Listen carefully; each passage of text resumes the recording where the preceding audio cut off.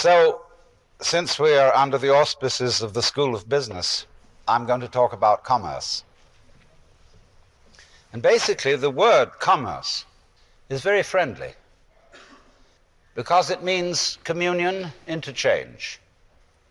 Originally, the bartering of goods, but now it has a rather bad flavor because we speak of something being commercial.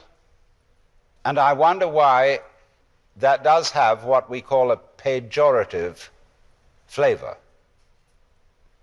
something a little bit beneath a gentleman or lady to indulge in commerce. I remember this in England. In one's home, the gentlemen and ladies came in by the front door, but commercial people, that is to say tradesmen, always came in at the back. And there was a notice, tradesmen's entrance to all respectable houses. Why is it that there is something that is not quite respectable about commerce? And especially when anybody in the field of higher things, the arts, literature, the university, and above all religion, is accused of having somehow become untrue to himself by going commercial. For example, if I were to conduct a television series under a sponsor, such as Coca-Cola, a lot of my interested students would think that I had gone commercial and was somehow corrupted. And we need to inquire as to why this is so. The root of the matter is, I think, that in the worst sense of the word, the commercial is an enterprise into which one goes for the sole purpose of making money. You, in a way, almost by definition, don't enjoy doing what you're doing. I always marveled at this when I was a small boy, that my father had to dress in peculiar clothes and don a derby hat and catch a train at 8:30 to go into the center of London, where he bored himself for long hours selling automobile tires for the Michelin company. I couldn't make out why he was doing this, because it seemed to me to be the most ridiculous thing to do, because I knew he didn't enjoy it. And then later on, he did something else of a rather similar kind.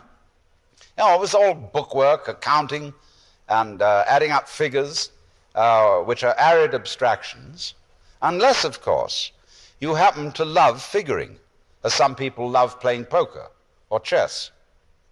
And then I feel it's a legitimate game. If you really love playing the stock market, for its own sake, just because it's a marvelous intellectual exercise, but the idea of doing work simply to make money shows an extraordinary lack of realism. There are lots of people playing the stock market to make money, and they don't give a damn what the businesses they're investing in are actually doing. They may be destroying rivers, raping the countryside, getting rid of whole tribes of whales, but they're in it for the money. And what is characteristic of people who are simply in it for the money is that when they get the money, they don't know what to do with it. That's what really bothers me. Some years ago, I married a lady who was chief of public relations for Mobil, the oil company. And after she met me, she left it.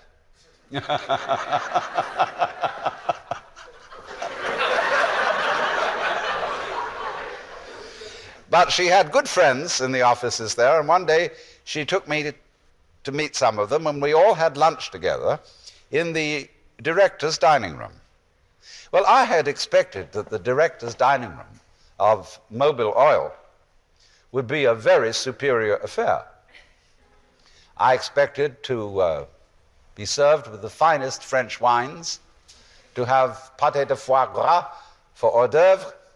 I expected to have truite au bleu as a first course, and steak